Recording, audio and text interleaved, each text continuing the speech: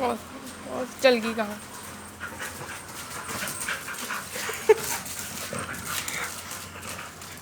लड़ पू मिलना था हूँ खेडनी पई।